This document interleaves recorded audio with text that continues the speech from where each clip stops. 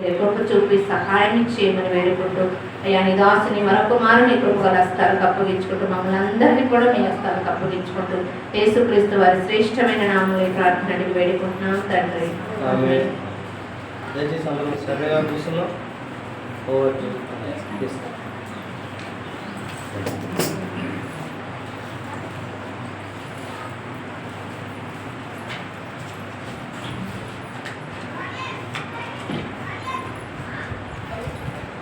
ప్రభునందు ప్రియ దేవుని ద్వారా ప్రభు కట్టినటువంటి వందనాలు.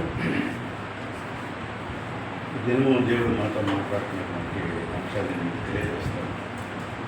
చాలా జాగ్రత్తగా వినండి.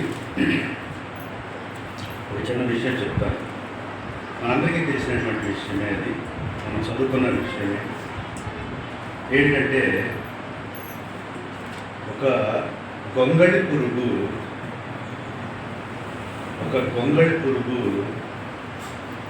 బటర్ఫ్లై అంటే సీతాకోక చిలుకగా మారటాన్ని రూపాంతరము అంటారు. Caterpillar changes into butterfly is called metamorphosis, రూపాంతరము అంటారు. బటర్ఫ్లై అంటే ఈ యొక్క కాటర్పిల్లర్ గొంగళి పురుగులు రకరకాలు ఉంటాయి. గ్రీన్ ఉంటాయి, బ్లాక్ ఉంటాయి, బ్రౌన్ కలర్లో ఉంటాయి. ఇలా రకరకాల గొంగళి పురుగులు ఉంటాయి. ఇక్కడ మనం అబ్జర్వ్ చేసినటువంటి విషయం ఏంటంటే, నేను ఒక ఉదాహరణగా చెప్తాను. 2 గొంగళి పురుగులు కలుసుకొని ఇలా మాట్లాడుకుంటున్నాయి. ఏంటంటే ఎలా మాట్లాడుకుంటాయి, ఏం మాట్లాడుకుంటాయి అంటే, నేను ఒక మామిడి ఆకులు తింటున్నప్పుడు మామిడి ఆకులు చాలా తీయగా ఉన్నాయి అని చెప్తున్నాను. రెండవ గొంగళి పురుగు ఏమని చెప్తుంటే, నేను వేప ఆకులు తినేటప్పుడు ఆకులు ఎలా ఉన్నాయని చెప్తుంది, చేదుగా ఉన్నాయి అని చెప్తుంది. సో ఇవి గొంగళి పురుగులా ఉన్నప్పుడు అవి ఏమేమి తింటున్నాయి, ఏమి తింటాయి అనేటువంటి విషయాన్ని మాట్లాడుకుంటున్నాయి. అనుకోకుండా అవి ఒక శబ్దాన్ని విన్నాయి. ఏమని అంటే, కమప్, నా దగ్గరికి రండి అనేటువంటి ఒక శబ్దాన్ని అవి 2 విన్నప్పుడు, these 2 are transformed into a butterfly. అవి 2 అంటే ఏవి 2 గొంగళి పురుగులు 2 కూడా ఎలా ట్రాన్స్ఫార్మ్ అయ్యాయి, సీతాకోక చిలుకలాగా ట్రాన్స్ఫార్మ్ అయ్యాయి. గొంగళి పురుగులు 2 కూడా సీతాకోక చిలుకలాగా ట్రాన్స్ఫార్మ్ అయ్యాయి. సీతాకోక చిలుకల్లాగా ట్రాన్స్ఫార్మ్ అయిన తర్వాత ఇవి 2 కూడా మరి అక్కడ ఉండి, they forgot what they eat in previous time. వాళ్ళు గొంగళి పురుగులా ఉన్నప్పుడు తిన్నటువంటి వేపాకులు కానీ మామిడాకులు కానీ ఆ రుచి కానీ మర్చిపోయింది. సీతాకోక చిలుకలా మారిన తర్వాత అవి ఏమి తిన్నాయి అని అంటే, వాటి ఆహారం ఏంటి అని అంటే మకరందాన్ని అవి తినడం మొదలుపెట్టారు. This is the great difference a spiritual person or non spiritual person. This both are Christians. 2 qualities కూడా క్రిస్టియన్సే. గొంగళి పురుగులా ఉన్న వ్యక్తి క్రిస్టియనే, సీతాకోక చిలుకలా మారిన వ్యక్తి క్రిస్టియనే. గొంగళి పురుగులా ఉన్నటువంటి వ్యక్తి ఎల్లప్పుడూ కూడా దేన్ని ఆశిస్తుంటాడు అంటే, వాళ్ళు ఈ లోకంలో ఏవేవైతే తిన్నారో, ఏమేమైతే తింటూ ఉన్నారో వాటి రుచిని ఆస్వాదిస్తూ, ఆహా దేవుడు నాకు ఎన్నో మేలులు చేశాడు, దేవుడు నాకు జీవితంలో ఎన్నో మరి అవకాశాలు నాకు ఇచ్చాడు, నన్ను ఎంతగానో అభివృద్ధి చేశాడని ఆలోచించుస్తూ ఉంటే కానీ అసలు దేవుడు నిన్ను ఏ రకంగా చేయాలి అనుకున్నాడు అన్న విషయం మర్చిపోతాయి. ఆ గొంగళి పురుగులో ఉన్నటువంటి క్రైస్తవులు దేవుడు తనని ఏ రకంగా మారమన్నాడు అన్న విషయాన్ని మర్చిపోతాయి ఈ గొంగళి పురుగులో ఉన్నటువంటి క్రైస్తవులు. ఇవి ఎప్పుడూ కూడాను ఈ లోకంలో వాటికి ఏమి దొరుకుతుందో, ఈ లోకంలో ఎలాంటి మేలులు జరుగుతుంటాయో, ఈ లోకంలో ఏ విధమైనటువంటి అవకాశాలు వాడికి వస్తుంటాయో, ఈ లోకంలో ఏ విధంగా వారు హెచ్చించబడుతూ ఉంటారో, దీనిని మాత్రమే దేవుడి కృపగా, దేవుడిని మాత్రమే దేవుడు చేసిన మేలుగా ఆలోచించేటువంటి క్రైస్తవులు they don't know the transformation of the Christianity. అలాంటి వాళ్ళు క్రీస్తులోకి ట్రాన్స్ఫార్మ్ అవటం, రూపాంతరం చెందడం అనేటువంటి విషయాన్ని మర్చిపోతారు. వాళ్ళకి తెలియదు ఆ రూపాంతరం అనేటువంటి. రూపాంతరం చెందినటువంటి వాళ్ళు they ignore these all benefits which has in the society. వాళ్ళు సీతాకోక చిలుకలా మారిన తర్వాత వాళ్ళ యొక్క ఆనందము, వాళ్ళ యొక్క సంతోషము ఇదంతా కూడా వేరే విధంగా ఉంటుంది. ఎలా ఉంటుంది అని అంటే, ఒక సీతాకోక చిలుక ఒక పువ్వు మీద వాలి పువ్వును కూడా తినదు, అది ఆ యొక్క చెట్ల ఆకులు కూడా తినదు. అంటే what a wonderful taste it has.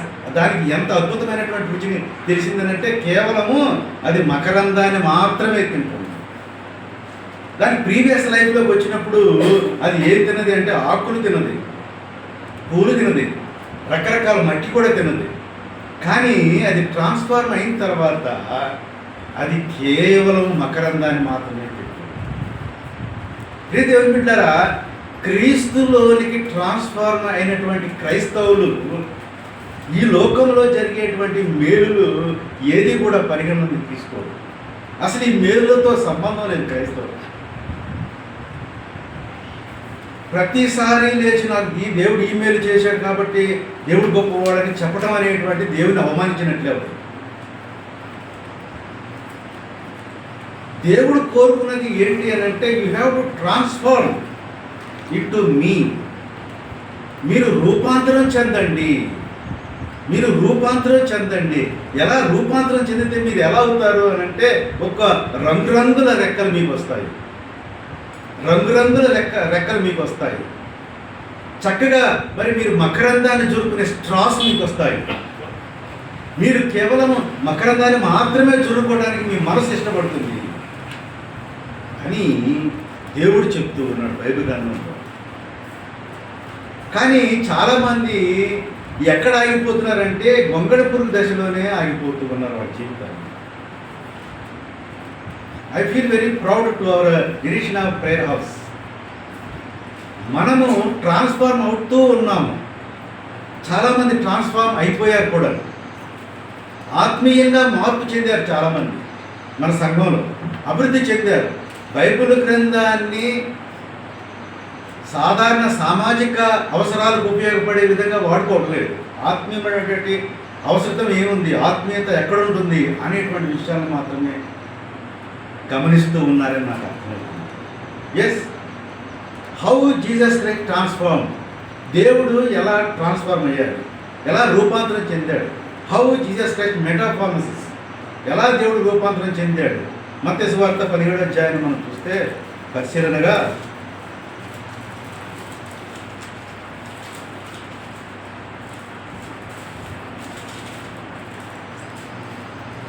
చదువున్నాను మొదటి నుంచి. 6 దినములైన తర్వాత యేసు పేతురును, యాకోబును, అతని సహోదరుడైన యోహానును వెంటబెట్టుకొని ఎత్తైన ఒక కొండ మీదకి, ఒక ముగ్గురిని తీసుకొని ఎత్తైన ఒక కొండ మీదకి ఆయన ఏకాంతంగా పోయి వారి ఎదుట రూపాంతరము పొందెను. ఇక్కడ జాగ్రత్తగా మనం గమనించాల్సింది ఏంటి అని అంటే, యేసు ప్రభు వారికి ఎంతమంది వెళ్ళారు? ముగ్గురు శిష్యులు కొండ మీదకి వెళ్ళారు. దేవుడు వారిని తీసుకొని పోయి వారికి ఏం చూపించాడు అంటే, ఎలా రూపాంతరం చెందాలి అనేది చూపించాడు. అక్కడికి వెళ్ళిన నలుగురిలో ఎంతమంది రూపాంతరం చెందారు? కొండ మీదకి వెళ్ళిన నలుగురిలో ఎంతమంది రూపాంతరం చెందారు చెప్పాలి? యేసు ప్రభు ఒక్కరే రూపాంతరం చెందారు. ఈ విషయం గమనించండి. యేసు ప్రభు రూపాంతరం చెందడం శిష్యులు చూశారా అంటే, చూశారా? ఎస్, వాళ్ళు చూశారు. శిష్యులు చూశారు. దేవుని బిడ్డలారా, రూపాంతరం చెందటం అనేటువంటిది మన కళ్ళతో మనం చూడగలం. దేవుని బిడ్డలు రూపాంతరం చెందడం అనేటువంటిది మన కళ్ళతో మనం చూడగలం. చాలామంది ఆలోచన చేస్తారు ఏంటంటే చనిపోయిన తర్వాత మనం రూపాంతరం చెంది వెళ్ళిపోతామని చెప్తూ ఉంటారు. యేసు ప్రభు వారు కొండ మీద ఆయన రూపాంతరం చెందారు. శిష్యులు దాన్ని కళ్ళారా చూశారు. ఇంకా ఎవరెవరిని చూశారు అక్కడ?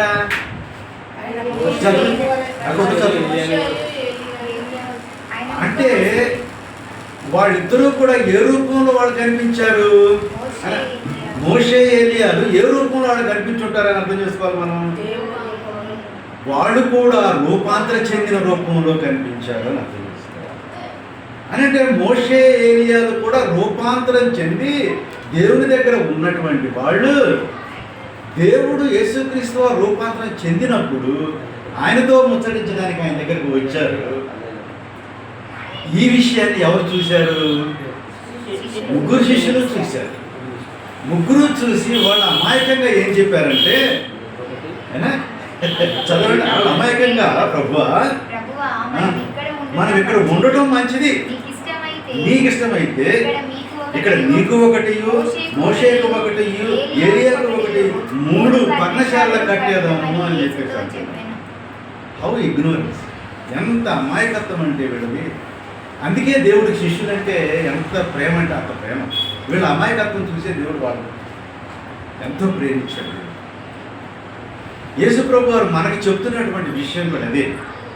మీరు రూపాంతర స్థితిలోనికి రావాలి అని అంటే, మీరు రూపాంతర స్థితిలోకి రావాలంటే క్రీస్తు మీలో నివసించాలి అని చెప్తున్నాను. ఎలా మనం రూపాంతరం చెందినట్లుగా మనల్ని మనం గుర్తించాలి? మన శరీరం ఎలా రూపాంతరం చెందుతుంది? మన శరీరం ఎలా రూపాంతరం చెందుతుంది? మన భౌతిక శరీరం కలిగినటువంటి వాళ్ళం కదా.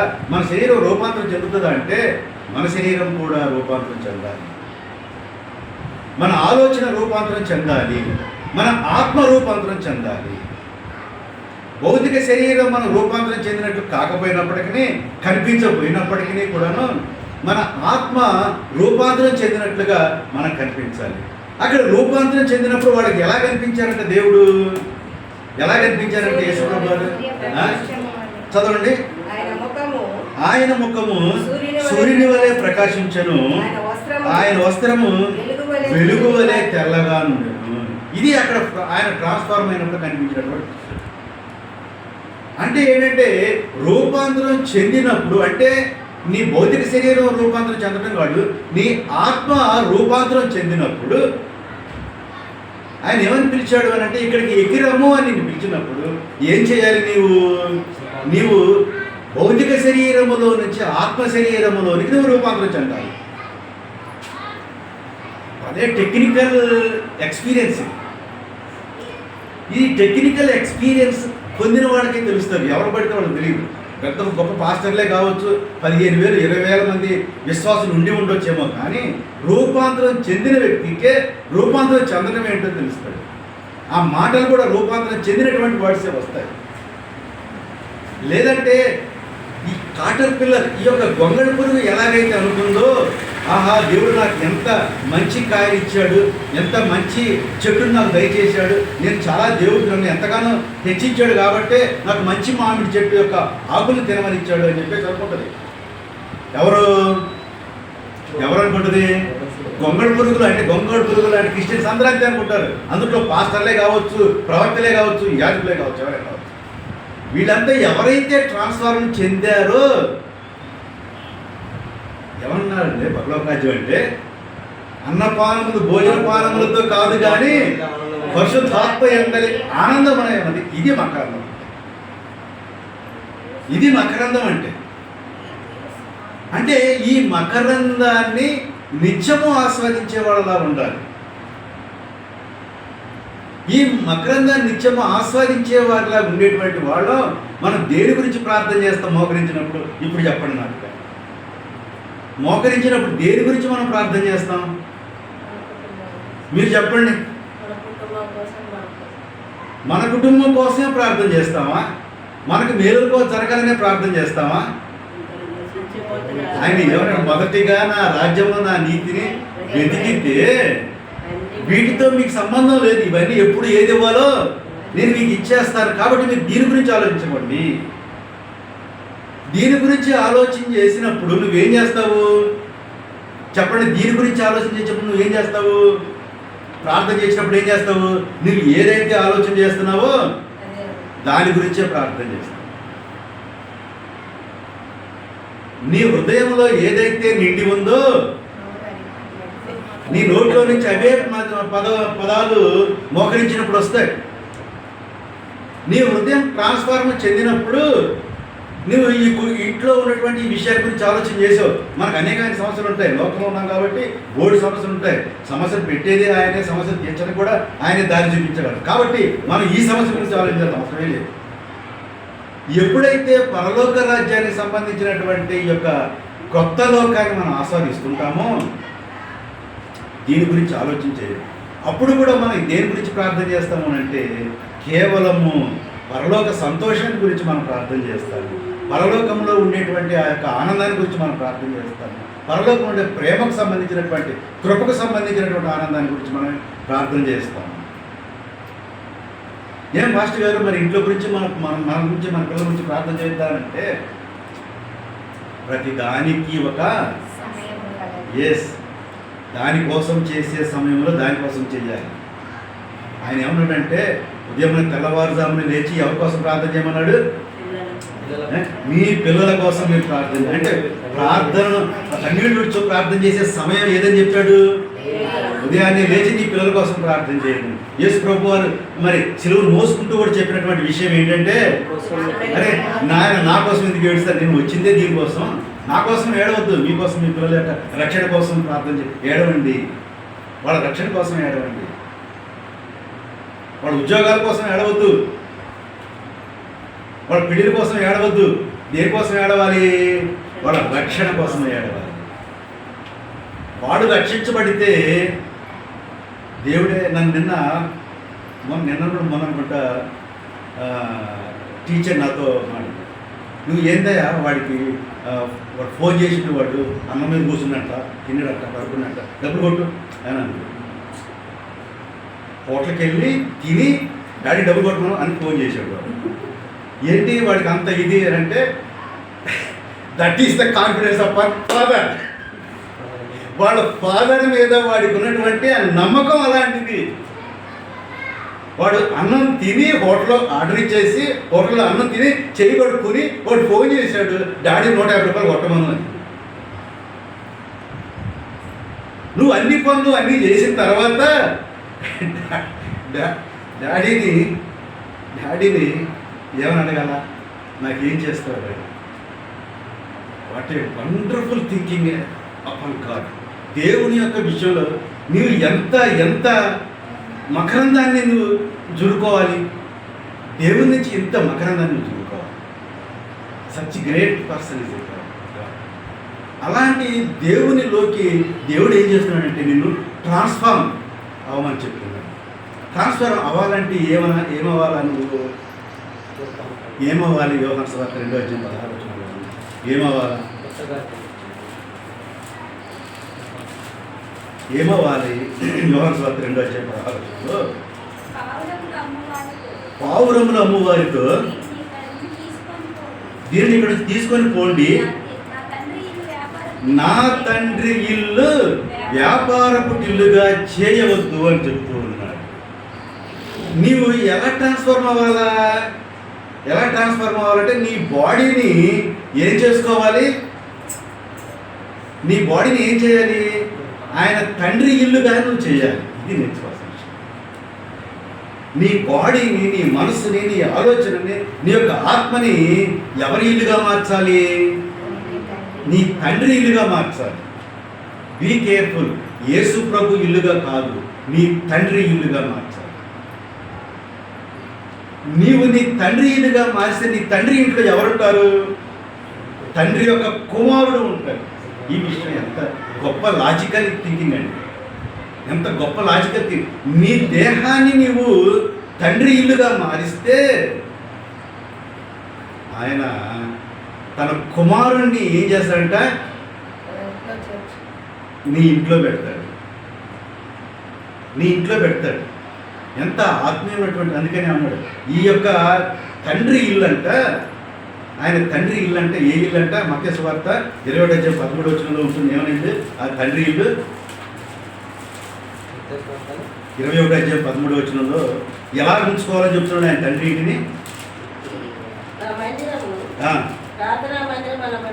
నా మందిరము ప్రార్థనా మందిరము అనబడు అని రాయబడి ఉన్నది అని రాయబడి.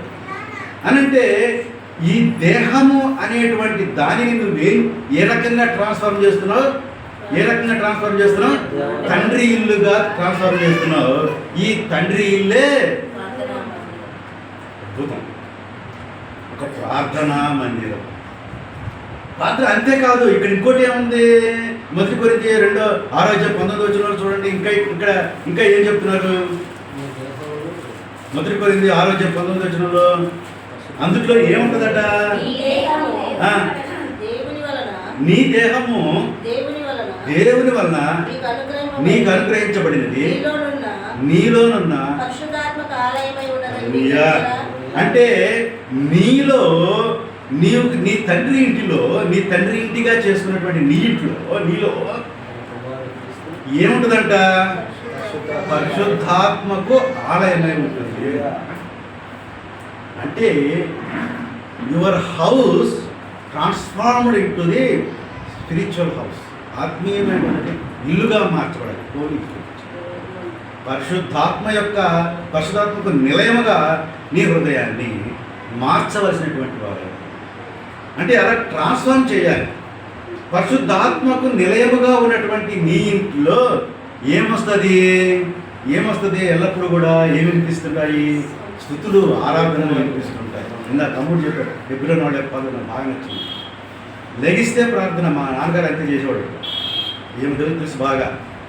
కూర్చుంటే స్తోత్రం హల్లెలూయా, నుంచుంటే స్తోత్రం హల్లెలూయా. దాని మీద పెద్ద డిస్కషన్ జరుగుతుంటుంది మాకు రోడ్డు. అప్పుడు మా నాన్న బతుకున్నప్పుడు ఏంది మీ నాన్న అంటాడు, ఏంది మీ మంచి తాగుతాడు, గ్లాస్ కింద పెడతాడు, స్తోత్రం హల్లెలూయా అంటాడు.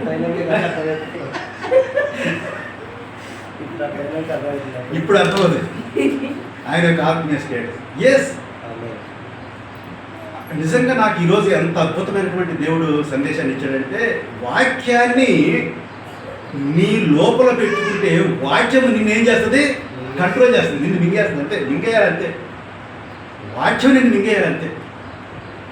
దేవుని వాక్యం నిన్ను మింగేసే విధంగా నువ్వు సిద్ధపడాల్సిన పరిస్థితి. అది ట్రాన్స్ఫర్మేషన్ అంటే. గొంగళ పురుగు క్రైస్తవులం కాదు మనం. ఏ రకమైన క్రైస్తవుల్లో ఉండాలి? సీతాకోక చిలుక వంటి క్రైస్తవుల వలె ఉండాలి అని దేవుడు మనకు చెప్తున్నాడు. ఎలా మనం దీన్ని మార్చాలి? ఎలా దీంట్లోకి మార్చబడాలి? మనం సీతాకోక చిలుక లాంటి మరి స్థితిలోకి మనం ఎలా రావాలి? 1 పేతురు రాసిన పత్రిక 2:5 ఒకసారి చూద్దాం. 1 పేతురు 2:5 ఒకసారి చూద్దాం. ఎలాగా మనము ట్రాన్స్ఫార్మ్ చెందాలి అని అంటే, యేసుక్రీస్తు ద్వారా దేవునికి అనుకూలములకు, యేసుక్రీస్తు ద్వారా దేవునికి అంటే చాలా జాగ్రత్తగా ఎవరికి? దేవునికి అంటే తండ్రి. హల్లెలూయా, హల్లెలూయా. నేను చెప్పాల్సిన అవసరం లేదు, ఎవరు నాకు చెప్పాల్సిన అవసరం లేకుండా మీకు అర్థం. యేసుక్రీస్తు ద్వారా దేవునికి అనుకూలములకు ఆత్మ సంబంధమైన బలులు అర్పించుటకు పరిశుద్ధ యాజకులుగా ఉన్నట్లు మీరును సజీవమైన రాళ్ల వలె నుండి ఆత్మ సంబంధమైన మందిరముగా, నీవు మందిరముగా ఎలా కట్టబడాలి?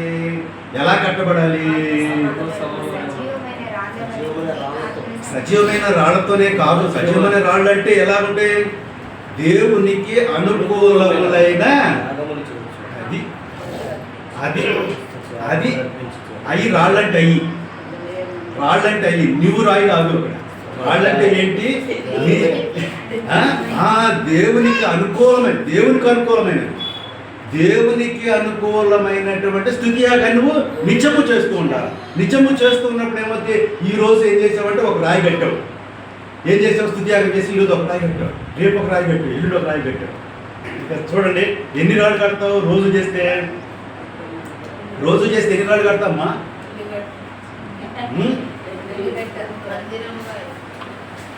దేవునికి గొప్ప మందిరముగా, దేవునికి ఒక గొప్ప మందిరముగా బబిలోనులో ఏం జరిగింది? ఆయన ఆకాశం అంతా ఒక పెద్ద గోపురాన్ని కట్టాలి అనుకున్నాడు. ఇవాళ రోజున మనము కూడా అదే అనుకుంటాను, నేను అదే అనుకుంటున్నాను. దేవునికి అనుకూలములైనటువంటి బలులను నిత్యం అర్పిస్తూ అక్కడికి వెళ్ళిపోవాలి, పరలోకాన్ని దాకా తండ్రి స్థానం వరకు నేను వెళ్ళిపోవాలి అనుకుంటున్నాను. అలాంటి ఆలోచనలోనికి రావాలి. ఇంకా ఎలాగ కట్టుకుంటున్నాము చూద్దాం. ఎఫెసీయుల పత్రిక 2వ అధ్యాయం చూద్దాం. ఇంకా ఎలాగా మనము మన యొక్క ఆలయాన్ని కట్టుకుంటున్నాము. ఎఫెసీయుల పత్రిక 2వ అధ్యాయము 21వ వచనం చూద్దాం. ప్రతి కట్టడమును ఆయనలో చక్కగా అమర్చబడి ప్రభువునందు పరిశుద్ధమైన దేవాలయమగుటకు వృద్ధి పొందుచున్నది. ఆయనలో మీరు కూడా ఆత్మమూలముగా దేవునికి నివాస స్థలమైనట్టు కట్టబడుతున్నారు. ఆత్మమూలముగా దేవునికి నివాస స్థలమైనట్టు కట్టబడుతున్నారు. అంటే శరీరము కట్టబట్టం కాదు, శరీరం లాగా కట్టబట్టం కాదు. ఎలా కట్టబడుతున్నాం? మన ఆత్మని. అంటే ఇక్కడ మనం మోకరించినప్పుడు ఒక ఇమాజినేటెడ్ లోకంలోకి మనం వెళ్ళిపోవాలి. మనం వెళ్ళిపోవాలి. మనం భౌతిక దేహాన్ని వదిలిపెట్టాలి. చాలా జాగ్రత్తగా గమనించండి. ఇది ఆషామాష విషయం ఏం కాదు ప్రార్థన చేయడం అంటే. ఎలా వెళ్ళిపోవాలి? మోకరించడానికి అయితే మనం మోకరిస్తాం, కానీ మన ఆత్మ విడిచిపెట్టేసేసి అదొక అద్భుతమైనటువంటి లోకం, త్రిశంకు స్వర్గం అంటారు సార్, అలాంటి ఒక లోకంలో కదా. ఇక్కడ మనం ఏం చేయాలంటే బలులను, దేవునికి స్తుతియాగానికి సంబంధించిన బలులను నడిపిస్తూ ఏం చేయాలి? మనం ఒక దేవాలయ నిర్మాణం, మాకు ఆ నిర్మాణం కనిపిస్తూ ఉండాలి. ఆ నిర్మాణం ఎలా కనిపిస్తూ ఉండాలంటే మోషేతో ఏం చెప్తాడు? ఎబ్రీ పత్రికలో నేను నీకు చూపించిన విధముగా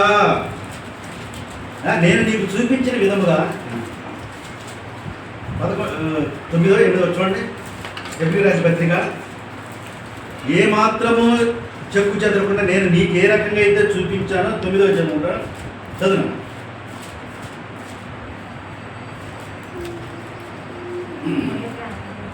ఎబ్రీ 9.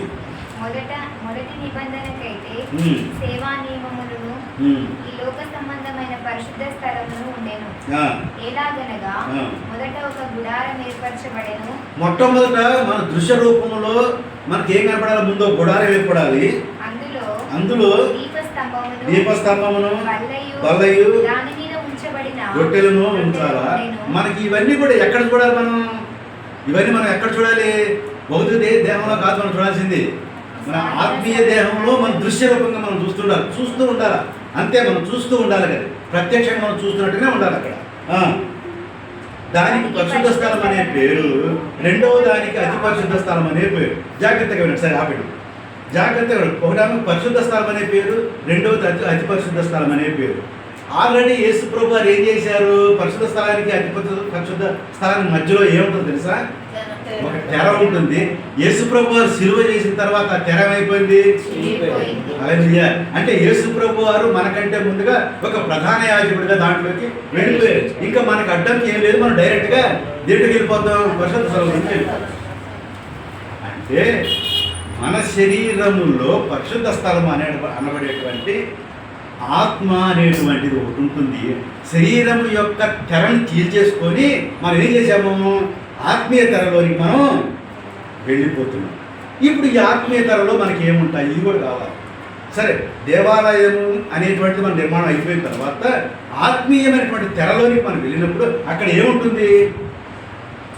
మన ఆత్మీయ తెరలో అంటే నేను చెప్పాక దృశ్య రూపంగా మనం అదంతా చూడాలని ఆ ఆత్మీయమైనటువంటి ఆ ఇంటిలో ఏముండాలి అని అంటే ఒకటి గుర్తుపెట్టుకోండి, మందస్సము ఉండాలి. Is it right? మందస్సము ఉండాలి. ఈ మందస్సములో ఏముంటాయి? 3 ఉంటాయి. మందస్సంలో 3 ఉంటాయి. ఏముంటాయి? మందస్సంలో 3 ఉంటాయి.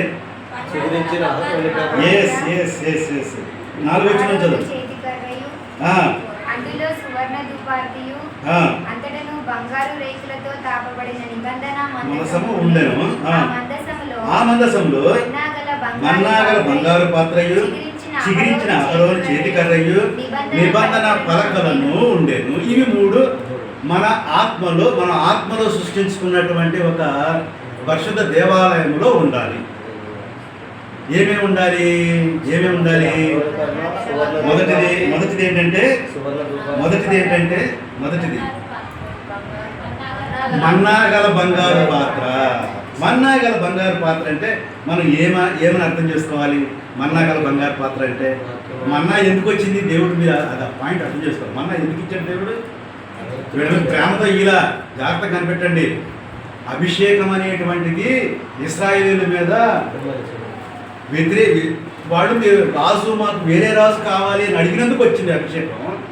ఈ మన్నా గల పాత్ర మన్నా కూడా ఎట్టొచ్చిందంటే ఊరికే రాలా. మోషే మీద తిరుగుబాటు చేశారు. ఏమని తిరుగుబాటు చేశారంటే మేము అక్కడ ఐగుప్తులో ఉన్నప్పుడు కుండలలో పెట్టుకొని కుండల చుట్టూ కూర్చొని మేము కబుర్లు చెప్పుకుంటూ సరదాగా మాంసం ముక్కలు తింటుంటే అబ్బబ్బబ్బా ఆ ఆనందమే వేరు. ఎలాగ ఆలోచన చేశారు? కాటర్ పిల్లల వల్లే, అంటే గొంగళి పురుగులాగా ఆలోచన చేశారు. కానీ దేవుడు ఏం చేశాడంటే ఆ కోపానికి ఆ యొక్క నిరీక్షణ అది మేము చదివితే బాగుంటుంది. నిర్గమాకాండం 16వ అధ్యాయం మొదలు చదవండి. అసలు ఎందుకు దేవుడు అక్కడ మన్నాలు ఎందుకు ఇవ్వాలో అనేది మాకు అర్థం. నిర్గమాకాండం 16వ అధ్యాయం మొదటి వచనం చూస్తే ఇశ్రాయేలు సమాజం అంతయు 2వ వచనం చదువుతున్నాను. 2వ వచనం ఆరణ్యములు అంతయు ఎందుకు?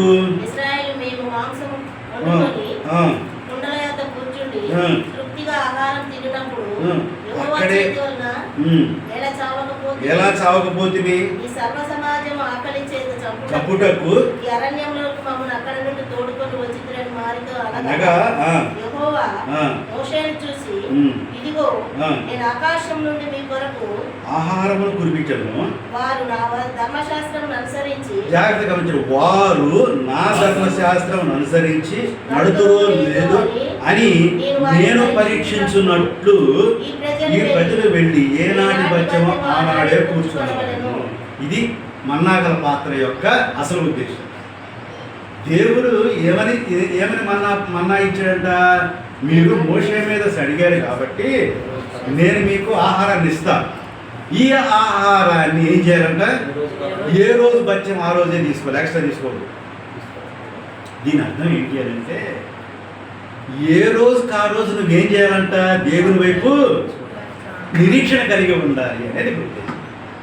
అనంటే నీవు ఈ యొక్క ఊహాలోకంలో దేవుని మందిరాన్ని కట్టుకున్నటువంటి ఈ మందిరంలో ప్రతిరోజు కూడా నువ్వు నిరీక్షణ కలిగి ఉండాలి అనేటువంటిది ఉద్దేశం. అక్కడ ఎలాంటి నిరీక్షణ కలిగి ఉండాలి? దేవుని యొక్క కృప కొరకు, దేవుని యొక్క ప్రేమ కొరకు, దేవుని యొక్క దయాళత్వం కొరకు, దేవుని యొక్క శాంతము కొరకు నువ్వు ఈ ప్రతిరోజు నిరీక్షణ కలిగినట్టుగా ప్రార్థన చేయాలి. ఇది దాని ముఖ్య ఉద్దేశం. ఎక్కడ? ఈ దేహంతో కాదు, ఆత్మీయ దేహంతో నువ్వు ప్రార్థన చేయాలి. దాన్ని ఆత్మీయ దేహంగా భావించాలి. దాన్ని ఆత్మీయ దేహంగా భావించి ఈ ఆత్మీయ దేహంతో నువ్వేం ప్రార్థన చేయాలి? ప్రతిరోజు కూడా దేవుడు అంటే ఈరోజు బచ్చం నాకు ఈరోజు ఇస్తాడు దేవుడు, చాలు ఈరోజు నాకు తృప్తి నాకు ఇస్తాడు అని నీవు దేవునికి రోజు ప్రార్థన నిరీక్షణ కలిగి ఉంటావు. అంటే మన్నాగల పాత్ర ప్రతిదినము దేవుని మీద నీకు నిరీక్షణను కలిగి ఉంచడం కోసం ఏర్పాటు చేయగలిగినటువంటి ఈ మన్నాగల పాత్ర అని అర్థం ఆత్మీయ. రెండోది ఏముండాలా? చిగురించినటువంటి అహరోను కర్ర. ఈ చిగురించినటువంటి అహరోను కర్ర ఎక్కడి నుంచి వస్తుంది? ఎక్కడి నుంచి వచ్చింది? యెషయా గ్రంథం 11వ అధ్యాయం 1వ వచనం చూస్తే యెషయా ముద్దు నుంచి చిగురు ఉదయించిన అహరోను వంశస్థులైనటువంటి యెషయా నుంచి, అంటే అందుకనే అహరోను కర్రలో నుంచి చిగురించినటువంటి యెషయా. అంటే ఈ యెషయా ముద్దు ఎవరు? ఈ చిగురు ఎవరు అంటే యేసుక్రీస్తు వారు. అంటే ఈ మందసములో ఎవరు ఉండాలి? యేసుక్రీస్తు వారు కూడా ఉండాలి. మొదటిది ఏముండాలి అంటే నీ యొక్క మందస్సంలో నిరీక్షణ ఉండాలి. రెండోది యేసుక్రీస్తు వారు ఉండాలి. మూడోది ఎవరు నిబంధన అంటే ఆజ్ఞలు శిరస వహిస్తూ ఉండాలి. ఆజ్ఞ అంటే ఎక్కడ ఆజ్ఞలు అవి? ఎక్కడున్నాయి ఆజ్ఞలన్నీ? దేవుడు యేసు ప్రభు రెండే ఆజ్ఞలు ఇచ్చాడు. వండర్ఫుల్. నిన్నువలే నీ పొరుగు వాడిని ప్రేమించాలి. దానికంటే ముందు నీ దేవుని ఆరాధించాలి, నీ దేవుడైన యెహోవాని. ఇవి రెండు ఆజ్ఞలు ఇచ్చాడు. అంటే ఆ యొక్క మొత్తం 9 ఆజ్ఞలు కలిపి 2 ఆజ్ఞల్లో క్రోడీకరించి యేసు ప్రభు వారు మనకు ఇచ్చాడు. అంటే ఇవి 3 కూడా ఈ మన్నాగల పాత్రలో మనకు ఉండాలి. అంటే ప్రతిరోజు మనం ప్రార్థన చేసేటప్పుడు తెల్లవారుజామున మనం చేసి ప్రార్థన చేసేటప్పుడు మన పిల్లలందరి కోసం ప్రార్థన చేసిన తర్వాత యోబు ఏం చేశాడు? ప్రతిరోజు